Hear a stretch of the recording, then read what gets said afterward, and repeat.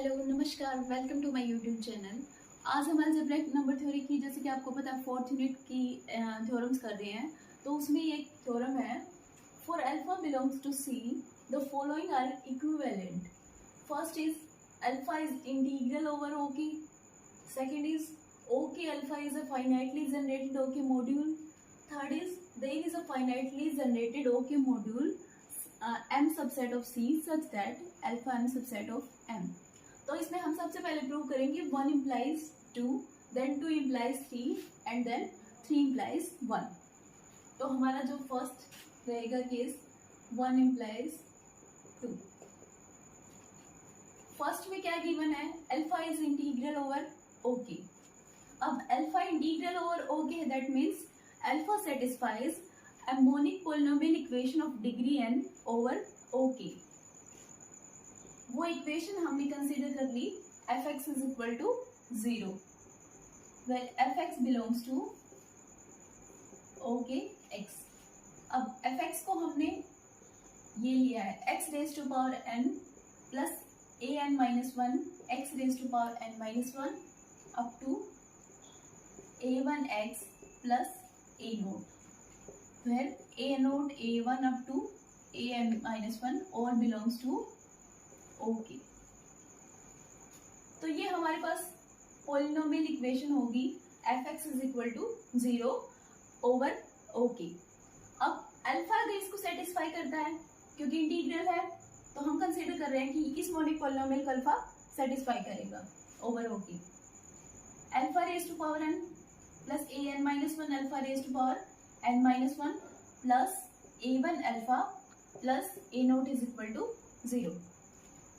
Then alpha raised to power n is equal to minus an minus 1 alpha raised to power n minus 1 plus a1 alpha plus a naught। यहाँ से alpha raised to power n की ये value आ गई हमारी, इसका हम आगे use करेंगे। इसको हमने इक्वेशन नंबर 1 नाम दे दिया। ये तो कहाँ से आया कि हमने फर्स्ट कंडीशन ली थी alpha is integral over okay.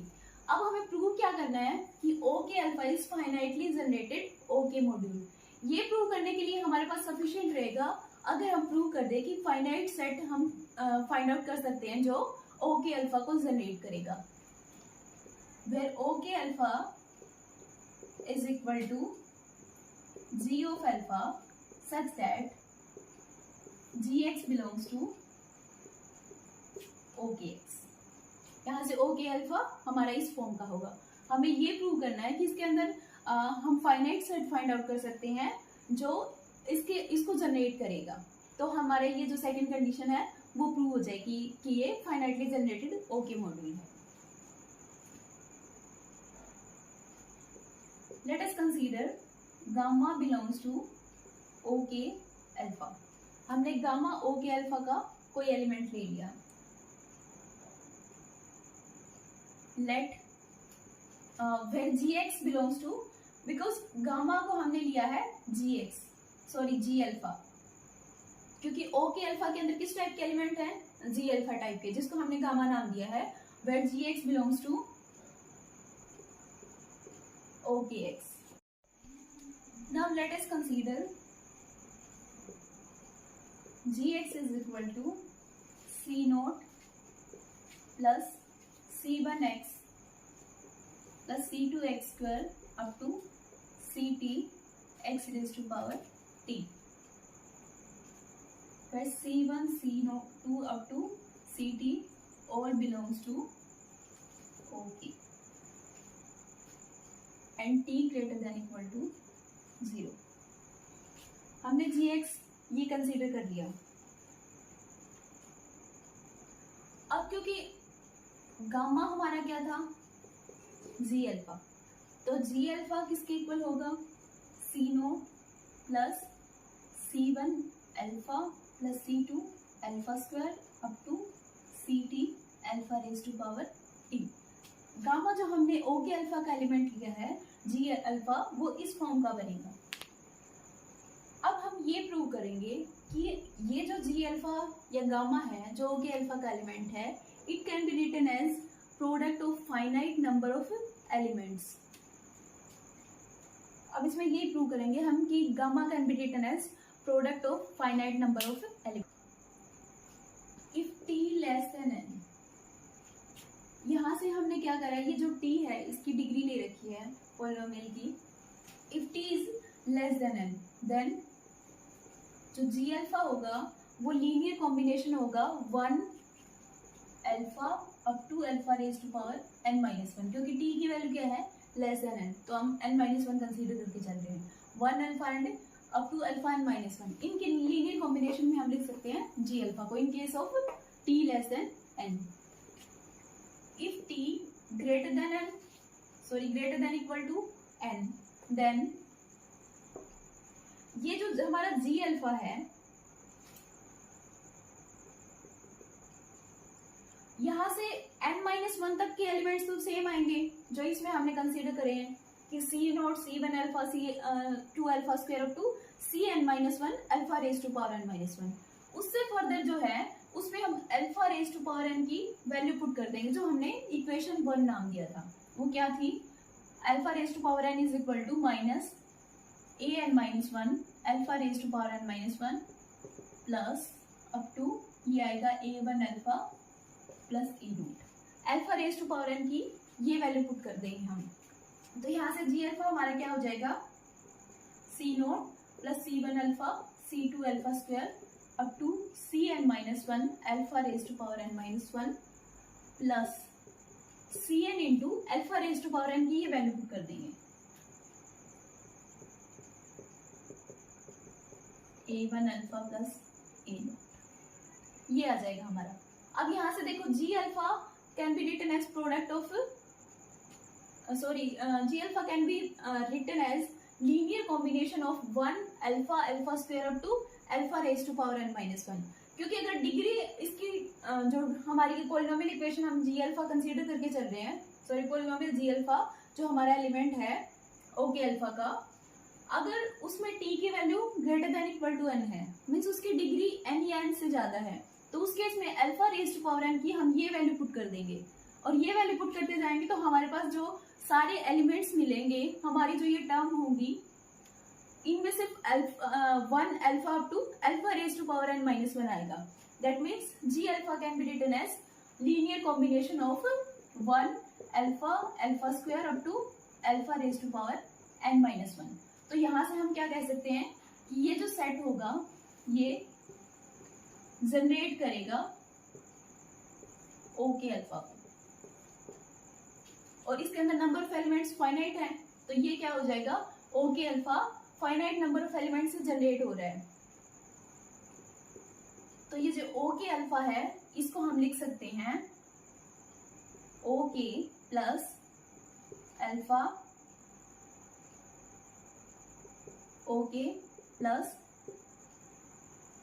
Alpha square OK up to alpha raise to power n minus 1 OK. इसको हम पहले भी लिख सकते हैं like OK plus OK alpha up to OK alpha raise to power n minus 1। Means OK alpha को हम इस तरह से लिख सकते हैं, that means OK alpha is finitely generated by 1 alpha alpha square up to alpha raise to power n minus 1। तो यहाँ से हमारा प्रूव हो गया कि OK alpha is finitely generated okay module. यही हमने प्रूव करना था कि alpha integral over OK given है, तो हमें प्रूव करना था OK alpha is finitely generated okay module. अब इसमें हम इसका सेकंड पार्ट करेंगे कि 2 implies 3।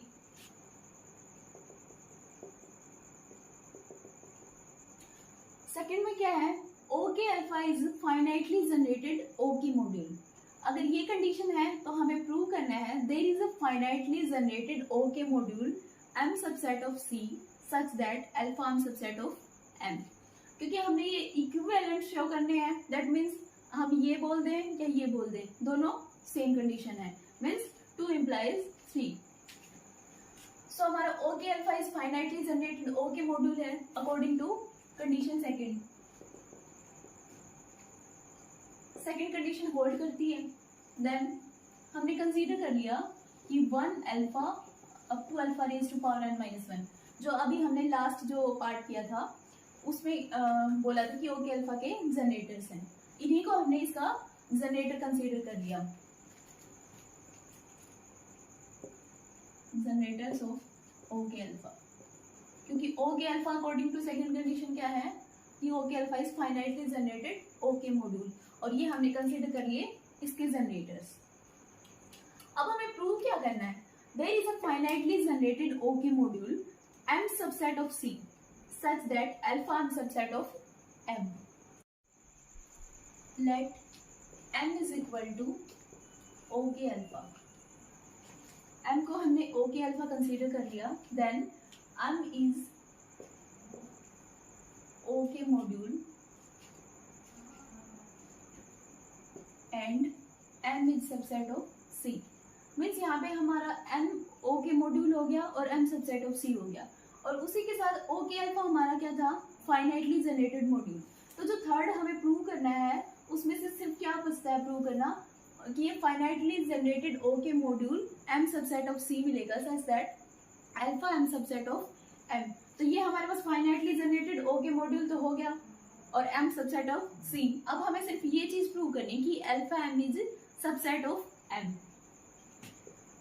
यहाँ से अल्फा M अगर हम लें तो वो क्या बनेगा, अल्फा इंटू ओके अल्फा, और इस साइड को हम लिख सकते हैं अल्फा इंटू गामा, फिर gamma belongs to OK alpha, means gamma will be some polynomial in alpha, और ओके अल्फा का हर एलिमेंट इनसे जनरेट होता है, तो हम गामा को क्या लिख सकते हैं, c nought plus C1 alpha up to Cn-1 alpha raise to power n-1, where C nought C1 up to Cn-1 all these belongs to OK, क्योंकि जो हमारा गामा है वो OK अल्फा से बिलोंग करता है। तो अल्फा में ये पॉलिनोमियल हो जाएगी जिसके कोफिशिएंट कहाँ से आएंगे, OK से। ये गामा हो गया। अगर हम अल्फा इंटू गामा ये जो एलिमेंट है इसको फाइंड आउट करें, अल्फा गामा ये जो एलिमेंट बन रहा है ये हमारा किसका है, अल्फा एम का। तो हम अल्फा एम का कोई जनरल एलिमेंट लिया है हमने, हम ये शो कर देंगे कि ये एम से बिलोंग करेगा। तो अगर अल्फा एम का कोई जनरल एलिमेंट लेके हम शो कर देते हैं कि एम से बिलोंग करेगा, that means alpha m is subset of m. So alpha gamma is equal to c naught alpha plus C1 alpha square up to Cn-1 alpha raise to power n। ये हो गया, इसको लिख सकते हैं हम। अब जो इक्वेशन 1 हमने नाम दिया था उसमें alpha raise to power n की वैल्यू आई थी, that was the linear combination of 1 alpha alpha square up to alpha raise to power n-1। वहां से हम इसकी वैल्यू पुट करेंगे alpha raise to power n की, plus Cn-1 alpha raise to power n की value थी minus An-1 alpha raise to power n-1 up to A1 alpha plus A naught. ये value put कर दी हमने इसमें। अब यहाँ से ये जो हमारी राइट हैंड साइड है इसमें हर एक टर्म जो है उसमें 1 alpha alpha square up to alpha raise to power n-1 है और उनके कोफिशिएंट्स हैं। अब अगर हम इसको जैसे कंबाइन करते हैं अल्फा की सेम पावर के एलिमेंट्स को, उसके बाद हम उसको एक जनरलाइज जो कोफिशिएंट है वो नाम दे रहे हैं, जैसे सी नोट डैश, ये हमने नाम दिया है जो कांस्टेंट टर्म है सारी उनकी वैल्यूज को,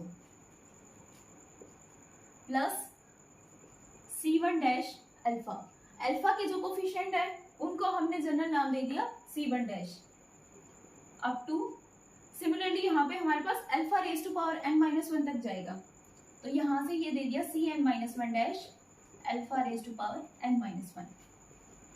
अब यहाँ से देखो अल्फा गामा जो था ये अल्फा एम का एलिमेंट था और इसको हम लिख सकते हैं in linear combination of 1 alpha alpha square up to alpha raise to power n-1, that means alpha gamma belongs to m, क्योंकि ये हमने m ओके अल्फा के लिए कंसीडर किया था कि ये जो है ये इसके जनरेटर्स हैं, मीन्स ओके अल्फा का हर एलिमेंट इनके लीनियर कॉम्बिनेशन में लिखा जाएगा। यहाँ हम कह सकते हैं कि इनके लीनियर कॉम्बिनेशन में जो एलिमेंट हमने लिखा है जिसके कोफिशिएंट है ओके से, वो किससे बिलोंग करेगा, m से बिलोंग करेगा। तो according to this condition alpha gamma belongs to m। अब अल्फा गामा को हमने इसका लिया था अल्फा एम का, हमने शो कर दिया किसका एलिमेंट आ गया, एम का। That means alpha m is subset of m. यही हमें प्रूव करना था कि there is a finitely generated okay module M subset of C such that alpha m is subset of m. तो हमारा ये सेकंड इम्प्लाइज थर्ड कंप्लीट होता है। अब हम इसका थर्ड पार्ट प्रूव करेंगे, in which we will prove 3 implies 1। ठीक है। Third by given there is a finitely generated okay module M subset of C such that alpha M subset of M. और हमें प्रूव करना है कि alpha is integral over O K. अब alpha को integral over O K prove करना है, उसके लिए हमें क्या प्रूव करना पड़ेगा कि alpha satisfies a monic polynomial over OK, sorry monic polynomial equation over okay. So let m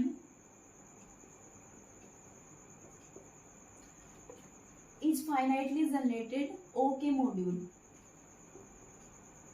subset of C such that alpha m subset of m। इसको हमने finitely generated okay module consider कर लिया m को, that is non zero. और finitely generated है तो u1 u2 up to un ये हमने कंसीडर कर लिए जनरेटर्स ऑफ m कि ये m को जनरेट करेंगे। अब अल्फा ui, यहाँ से अल्फा ui अगर हम कंसीडर करते हैं, this belongs to m because alpha m is subset of m। Alpha m का सबसेट है तो यहाँ से अल्फा ui जो है वो अल्फा m का एलिमेंट होगा, क्योंकि u1 u2 un all belong to m। तो यहाँ से अल्फा ui अल्फा m का एलिमेंट होगा और alpha m is subset of m, तो alpha ui belongs to m। अब अल्फा ui m का एलिमेंट है तो m किससे जनरेट होता है, u1 u2 up to un से।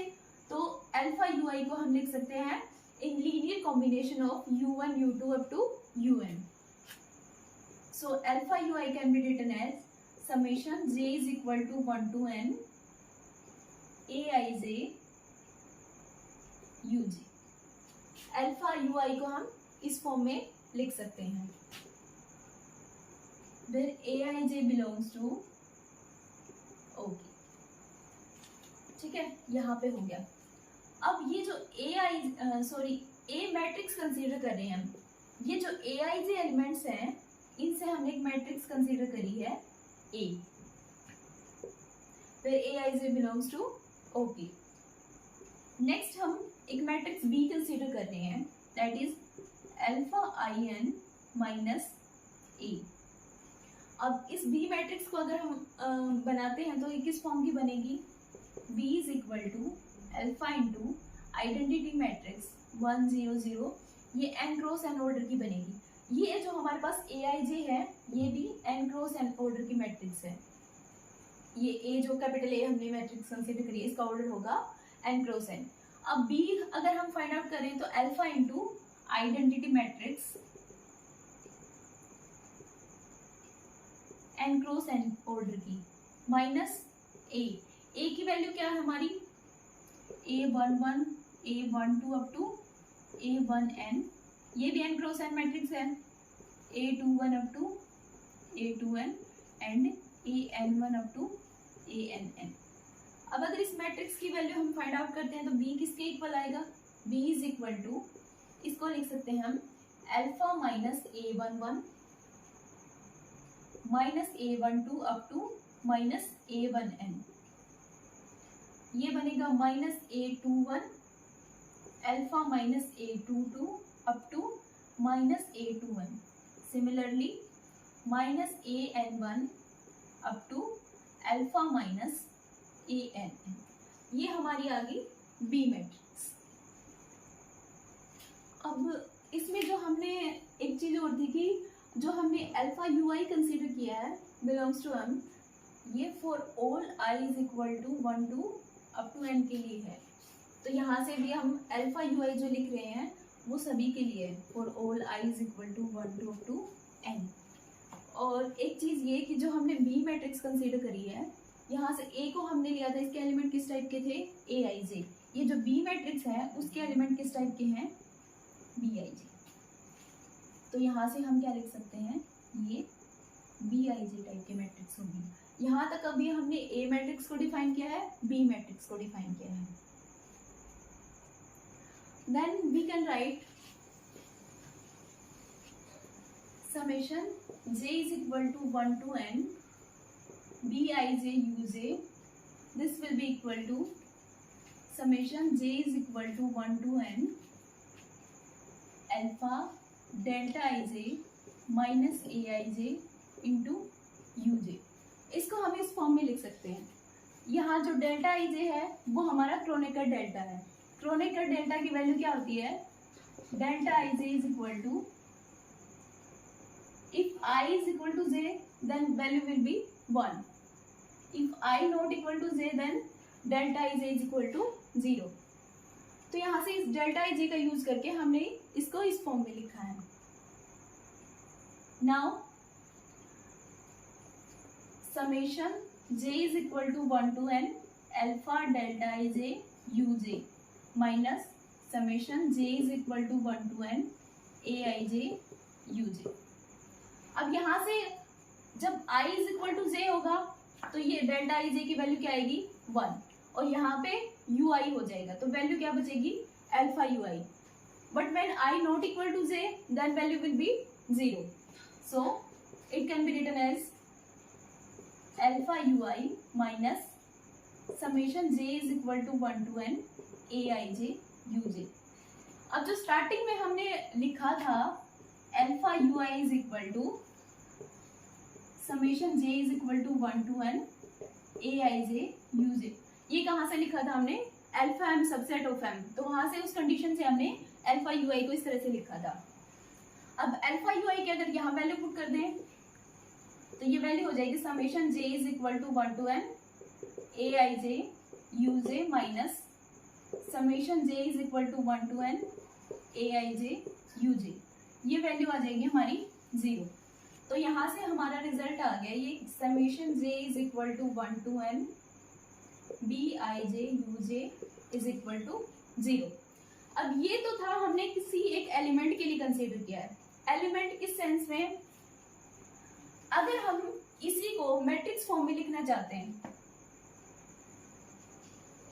तो ये इस फॉर्म में लिखा जाएगा b into u1 u2 un transpose is equal to 0 0 0 transpose. इसके कॉरस्पॉन्डिंग हमने मैट्रिक्स फॉर्म में ये लिखा है। ये कैसे लिख सकते हैं, जो बी आई जे है वो बी के एलिमेंट्स हैं और u1 u2 un ये जो हमने एक वेक्टर लिया है उसके एलिमेंट क्या है, uj। तो यहाँ से देखो ये जो फर्स्ट हमारा जो एलिमेंट आएगा इस मैट्रिक्स की प्रोडक्ट करते हैं, अगर b को इससे मल्टीप्लाई करते हैं, फॉर एग्जांपल ये हमारी मैट्रिक्स b है, ये हमारा ये वेक्टर कंसीडर किया हमने, जो इसका ट्रांसपोज गिवन है उसको इस फॉर्म में लिख सकते हैं। अब जो मैट्रिक्स थी उसके element b11 b12 up to b1n b21 b2n इस फॉर्म के थे। अब देखो अगर हम इस प्रोडक्ट का फर्स्ट एलिमेंट फाइंड आउट करें, इसकी जो प्रोडक्ट जो मैट्रिक्स बनेगी, यहाँ जो फर्स्ट एलिमेंट आएगा वो क्या होगा, product of this row and this column, that will be b11 u1 plus b12 u2 up to plus b1n un, और सेम ये इसमें है। यहाँ से अगर हम वैल्यू पुट करते हैं तो हमारी वैल्यू वही आएगी जो इसका फर्स्ट एलिमेंट आ रहा है। तो मतलब ये एक सिंगल एलिमेंट को रिप्रेजेंट कर रहा है इस मैट्रिक्स को, इसलिए हमने इसको मैट्रिक्स फॉर्म में ये लिखा है। तो यहाँ से हमारा आ गया कि b matrix into u1 u2 un transpose is equal to 0 0 0 transpose, ये इस टाइप की बनेगी। ठीक है, अब एक चीज और है कि यहाँ पे जो ui है वो सारे 0 नहीं हो सकते। अगर ये सारे 0 हो गए तो ये किसके जनरेटर थे, m के जनरेटर थे, और m को हमने स्टार्टिंग में कंसीडर क्या किया था, नॉन जीरो। तो यहाँ से ये हो गया कि हमारा u1 u2 un transpose that is not equal to 0। ये 0 के इक्वल नहीं है, तो इस कंडीशन से हम क्या लिख सकते हैं, दैट determinant of b is equal to 0। इस इक्वेशन से हमारा determinant of b is equal to 0 कैसे आया, मान लो जो हम होमोजेनियस इक्वेशन लेके चलते हैं ax इज इक्वल टू 0 और x अगर हमारा नॉन जीरो सॉल्यूशन चाहिए, हमें नॉन जीरो वेक्टर होगा तभी इसका नॉन जीरो सॉल्यूशन एग्जिस्ट करेगा। x को हम क्या कंसीडर कर रहे हैं, नॉन जीरो वेक्टर। तो ये पॉसिबिलिटी किस केस में होती है, when determinant of a is equal to 0। तो सिमिलर केस इसमें है b matrix into this vector, इसका ट्रांसपोज इज इक्वल टू ये मैट्रिक्स, हमारे पास 0 0 है, तो ये 0 मैट्रिक्स है, इसमें भी राइट हैंड साइड 0 था और इसी फॉर्म का बन रहा है कि ये जो वेक्टर बनेगा ये नॉन जीरो है। ये हम प्रूव कर चुके हैं कि ये नॉन जीरो होगा। तो यहाँ से हमारा हो गया कि determinant of b is equal to 0। अब डिटर्मिनेंट ऑफ b अगर हम फाइंड आउट करें, वो हमने पीछे मैट्रिक्स लिखी थी, वहां से क्या आएगा, alpha minus a11 minus a12 up to minus a1n minus a21 alpha minus a22 up to a2n and minus an1 up to alpha minus ann। अब यहां से जो डिटर्मिनेंट ऑफ b आएगा वो क्या बनेगी, मोनिक पॉलिनोमियल इक्वेशन बनेगी, क्योंकि हमारे पास ये determinant of b is equal to 0 है। अगर इस कंडीशन को हम लिखते हैं तो ये मोनिक पॉलिनोमियल इक्वेशन बनेगी over okay. Determinant of b is equal to 0 implies जो डिटर्मिनेंट ऑफ b है वो मोनिक पॉलिनोमियल बनेगा, तो ये ओवरऑल क्या बन जाएगी हमारी, monic polynomial equation over okay. और इसकी डिग्री कितनी होगी, n, इसकी डिग्री n है, मोनिक पॉलिनोमियल इक्वेशन है और अल्फा की टर्म में है, मतलब अल्फा इस मोनिक पॉलिनोमियल इक्वेशन को सेटिस्फाई कर रहा है। और अगर हमने यही प्रूव करना था कि अगर ये मोनिक पॉलिनोमियल इक्वेशन को सेटिस्फाई करेगा, उस केस में हम क्या कहते हैं, alpha is integral over okay. क्योंकि ये जो अल्फा इंटीग्रल होने के लिए जो डेफिनेशन होती है उसकी डेफिनेशन के अकॉर्डिंग है। यहाँ से हमने क्या प्रूव कर दिया, alpha is integral over okay. और यही हमें प्रूव करना था कि थर्ड को हम लेके चले थे, हमने प्रूव क्या कर दिया, alpha is integral over okay. So आज की वीडियो में बस इतना ही। अगर आपको वीडियो अच्छी लगे हो तो please like share and subscribe. Thank you.